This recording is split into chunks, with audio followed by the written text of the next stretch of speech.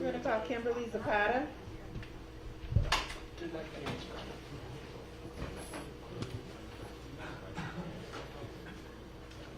The State of Wisconsin versus Kimberly Zapata, 22 CF 4307. Count 1, Misconduct, Office Act, Excessive Authority. Count 2, 3, 4, Election Fraud, Absentee Ballot. This case is assigned to Judge Carvello, Branch 36. This is the initial appearance. Counsel has received a copy of the criminal complaint. No bail has been posted. Appearances, please. Matthew Westphal appears for the state. Good afternoon. Good afternoon. Abigail Bongiorno especially appears for the defendant Kimberly Zapata, and I would like to reserve all jurisdictional arguments. All right, and counsel, did you receive a copy of the criminal complaint? Yes, we did. And do you waive its reading in court today? Yes, Commissioner. And good afternoon, Ms. Zapata. Today is your initial appearance regarding the allegations in the complaint. You've been charged in count 1 with misconduct in public office, act in excess of lawful authority, counts 2, 3, and 4 with false statement to obtain vote absentee ballot. Count 1 is the felony count. If you're convicted of that offense, it is a Class I felony. You could be fined not more than $10,000 or imprisoned for not more than 3 years and 6 months, or both. Counts 2, 3, and 4 are misdemeanors with the same penalty, and that would be a fine of not more than $1,000 or imprisoned for not more than 6 months, or both.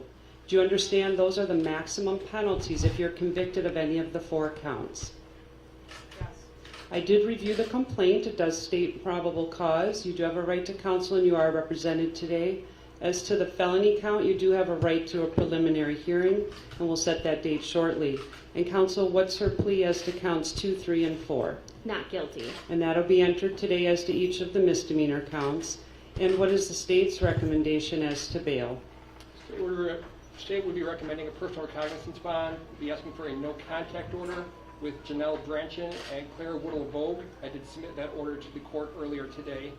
Would also be asking for a condition that Ms. Zapata not be involved in the administration of any election-related matters during the pendency of this case.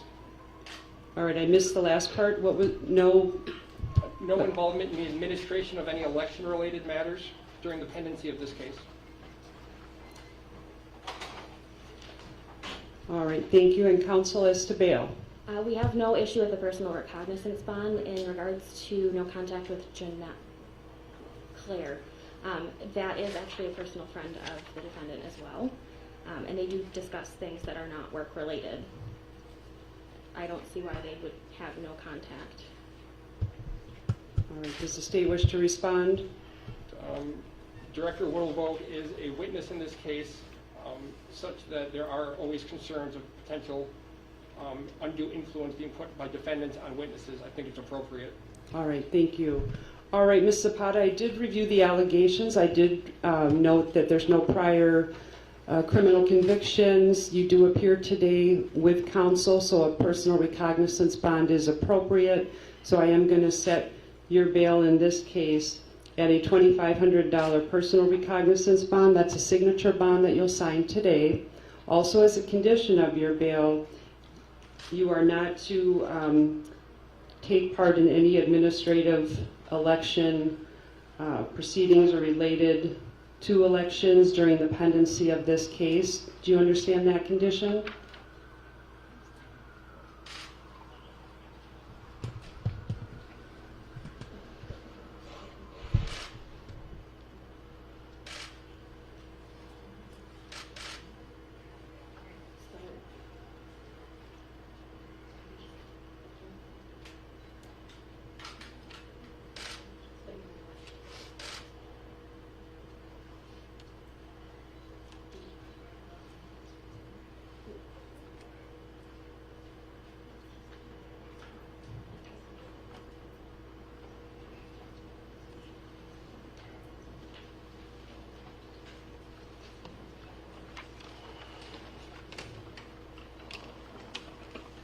Right.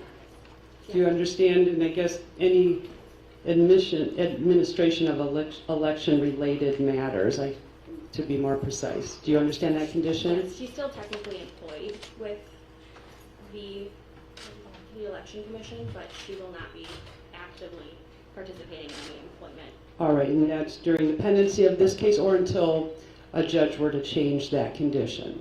All right, I am going to sign the no contact order as it's written today, since this is your first appearance and the state's indicated that the people outlined on the no contact order are witnesses. So that is Janelle Brangen and Claire Woodall Vogue. So no contact means no contact in person by any third party, by mail, phone, or any other electronic device. And you'll get a copy of the no contact order. And then again, going forward, only the judge can modify that no contact order. Do you understand your bail, Ms. Zapata? All right, we're going to set your next court date, which will be your preliminary hearing. For scheduling purposes, I'm out of the office the last 2 weeks of this month, so either before then or after then would be the state's request. Would this be an in-person?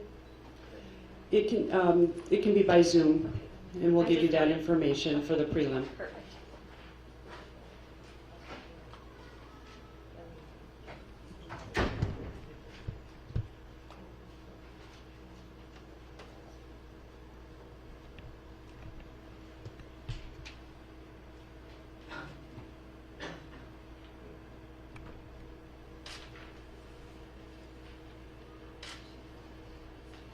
December 8th, 9th, or 12th.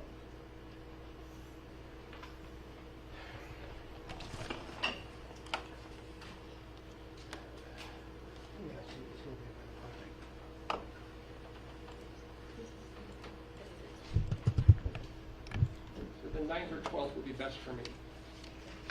The 9th would be the best for us. Morning or afternoon?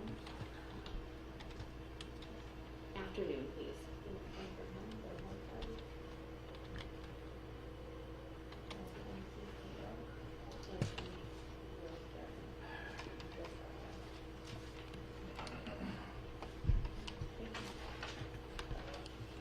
The next court date will be December 9th at 1:30 for the preliminary hearing in Freeman Court before Commissioner Phillips.